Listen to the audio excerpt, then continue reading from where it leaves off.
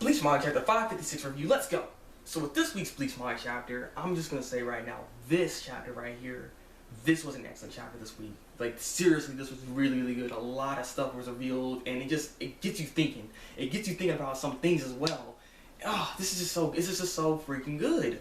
And let me tell you why.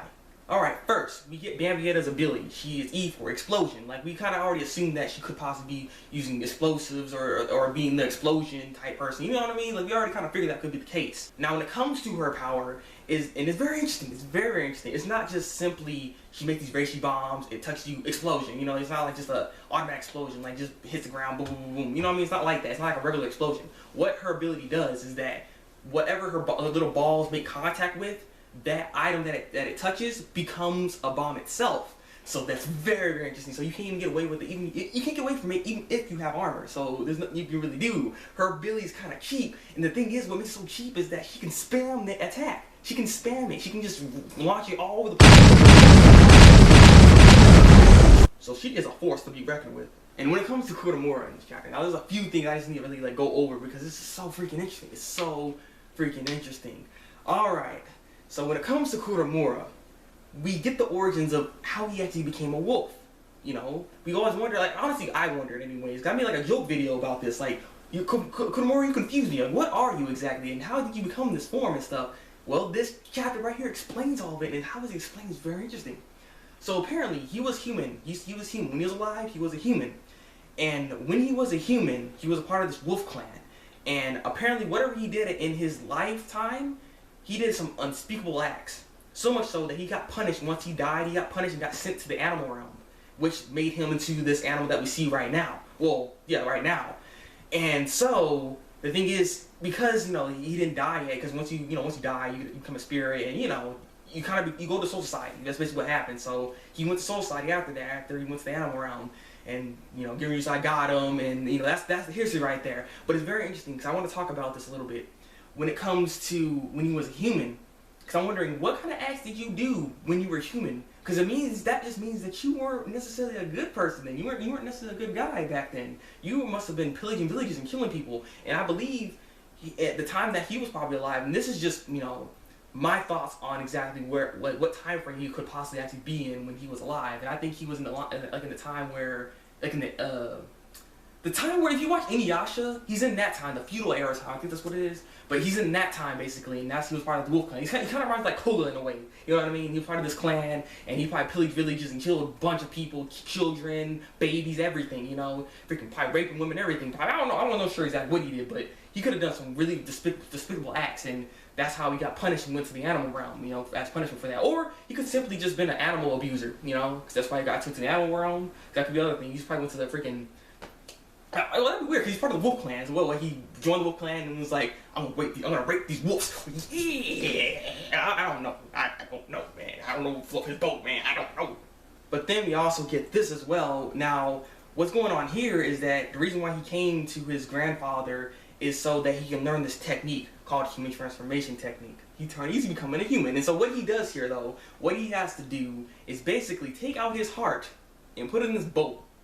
And in exchange for doing that, the grandfather will turn him into a human. And once turning him into a human, he'll give him unspeakable powers. He's gonna greatly increase his strength, is what's gonna happen to him. So, one, I got a question. I mean, yeah, Shinigamis are very adorable and stuff, but you can't just take out your heart and put it in a bowl and expect you to still be alive after. Like, how do you do that?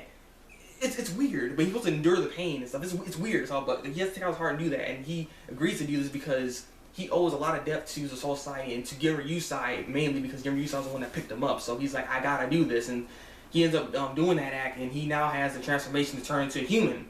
And so we see it, and it breaks apart. And this is what I also want to talk about too. His appearance is very interesting. He looks freaking beast. Like, I mean, he was kind of like a beast before, but he's a beast. Like, he's like, stacked, son. Like, this sucker look cool. Like, he still has like a little bit of a dog hair on his ear and stuff, and he still has some, he's still kind of wolf-like, kind of like that, but he's more human than he is wolf.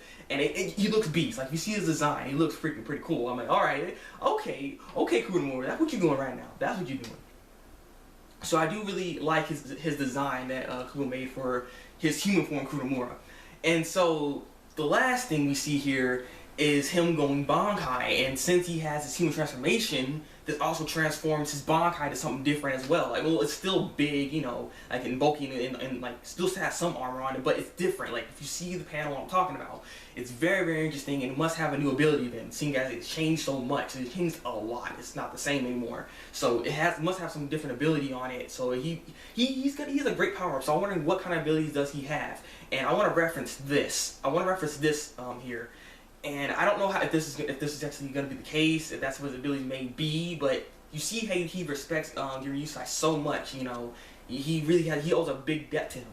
So I'm thinking that he might even have a fire-based type Zanpakuto himself, possibly. Now the reason why I'm even saying this is because of the filler arc that happened. Yes, it's filler, but this filler was actually right in Sasuke's ability when it came to electricity, or lightning, I mean. So I'm just saying, if you go back to that filler arc basically, it was the Zanpakuto filler arc, and we saw Kuromura's Bankai there, and what it did was like shooting out fire in a way. So it's possible that it could be some fire base to kind of like Zanpakuto in a way, but it gets big and, you know, it's bulky, and then he gets hit, he gets hurt too and stuff. But you know what I mean? Like it could be that could be the case for when it comes to his abilities, but that's just speculative. I'm just throwing out there that could be part of the case of what his abilities could be. Because what are you guys' thoughts on this? Actually, I'm just very curious because I'm thinking a lot of things out here. But like I said, this was a really great chapter because I really like the whole explanation to this. Him, you know, getting his freaking power up. Because I really wondered what he's gonna do and what kind of training did he go through. Seeing as how much time he had. So not a lot of time happened, but what happened here, it makes sense from the interval of time. So yeah, I really look forward to seeing what he has to offer. Hopefully Shinji can get his butt back up so we can get him back and going, because, you know, his ability was rendered useless because Bam Vegeta's like, if you can turn up things upside down, that don't mean nothing to me. All I do is explode you, you know, boom, dead and stuff. So we'll see, but I know he's not dead again, like I said. But again, this was a great chapter. Dear Crossroads, tell me what you think of this week's Bleach chapter. Like, review, and subscribe to my channel if you want to see more Bleach reviews from me. So you've been the Break Master, and until then, people, break out.